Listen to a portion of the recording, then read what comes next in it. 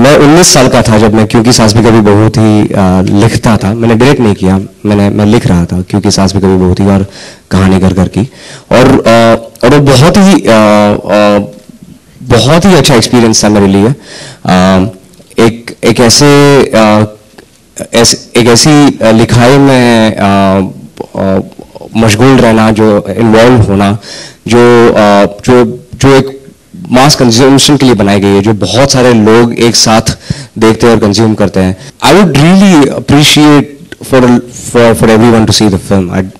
When I made the film, I never had the idea that I'm writing it for only a certain set of an audience. I really imagined that there's definitely a huge audience out there who, like me and my friends, have for a very long time been wanting to see cinema of a certain relevance, of a certain meaning.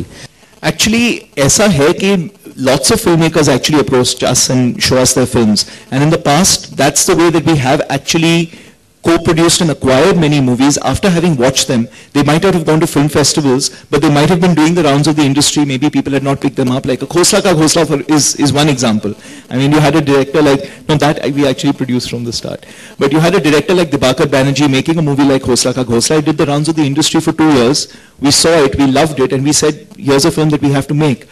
We've made films like Amir, we've made films like Pan Singh Tomar, but I think we try to keep our doors as open as possible. Of course, it's not easy to watch every film that comes your way, but you try to watch as many as you can and try to support the ones that you believe have a chance at success.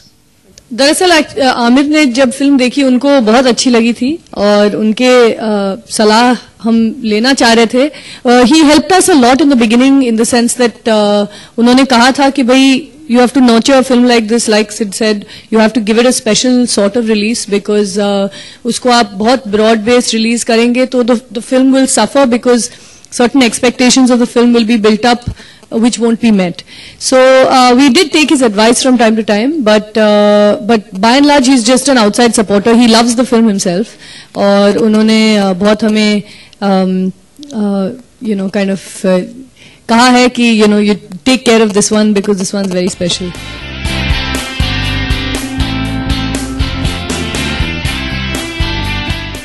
आपके पहले सवाल का जवाब देता हूँ. आपकी बात बिल्कुल सही है. मेरी अपनी तलाश है और फिल्म बनते बनते ये भी बहुत ही साफ नजर आने लगा कि सिर्फ मेरी ही नहीं, ये फिल्म के साथ जुड़े हुए हर एक इंसान की, हर एक कलाकार की तलाश हो गई थी. ये सोहम शाह जिन्होंने स्टॉक ब्रोकर की भूमिका निभाई, या नीरज कबीर जिन्होंने ये साधु की भूमिका निभाई, और आयदा अल कश्यप जिन्होंने फोटोग्राफर की भूमिका निभाई, उनकी भी अपनी अपनी एक तलाश शुरू हो गई थी. मेरे डीओपी पंकज कुमार, मेरे प्रोडक्शन डिजाइनर्स पूजा शेट्टी, राकेश यादव, इन सबकी अपनी अपनी बहुत खूबसूरत जर्नीज हुई है इस फिल्म के साथ, जिनकी अपनी अपनी बहुत बढ़िया कहानियां हैं, जो कभी फुर्सत में जिनके बारे में बात की जा सकती है, और जो मेरे लिए बहुत बहुत खूबसूरत रही है उनकी कहानियों को देखना, उनकी इतने नजदीक से, उनकी जर्नीज को देख पाना इतने नजदीक से.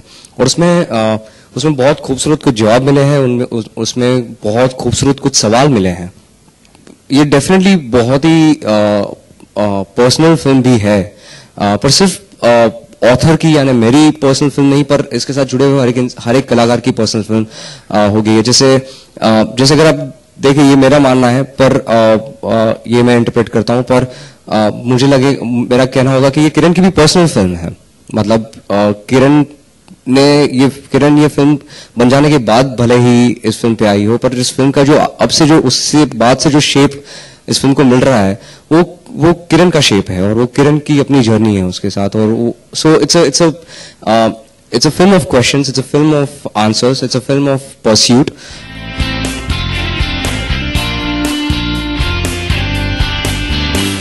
एक्चुअली मैं सोच के जुड़ती नहीं हूँ, मैं मतलब सोच के जुड़ती हूँ, बट जब फिल्म देखती हूँ इमीडिएटली मेरा रिस्पॉन्स इंस्टिंक्टिव होता है. मुझे जो फिल्में अच्छी लगती हैं, मैं सोचती हूँ मैं किस तरह इस फिल्म को आगे लूँ, how do I be involve, या स्क्रिप्ट हो. जब मैंने डेली वैली पढ़ा, मुझे जस्ट बहुत फनी लगा और मैंने कहा कि भाई इसको बनाना चाहिए, we should make it because righteously funny. तो हर जर्नी की अलग हर फिल्म की अलग जर्नी होती है और हर जर्नी में आप कुछ ना कुछ सीखते हैं. So I don't really have any plan कि हम इस तरह से फिल्मों को चूज करेंगे या फिर आगे जाके ऐसे सब्जेक्ट्स चुनेंगे.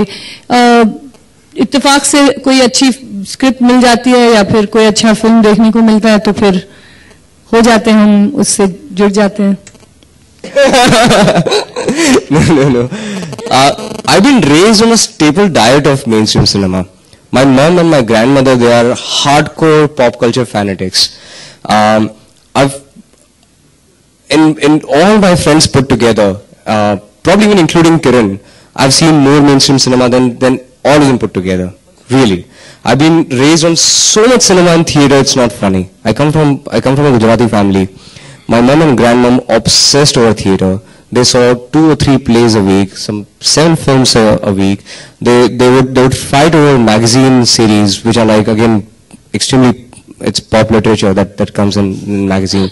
And they would fight over the next issue. They would say, no, I want to read it first, the detective series, or the modern mystery series, or the romance series, or whatever they would be reading at that time. So I've been raised on that kind of material. There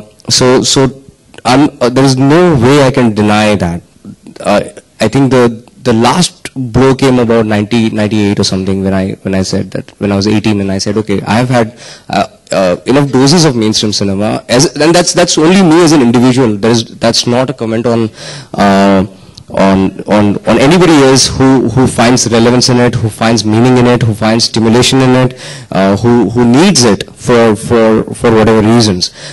This is my own personal journey where I started realizing that I need something more. I needed my cinema to talk to me in a very meaningful way, and I started seeking that cinema and eventually hope to make that cinema.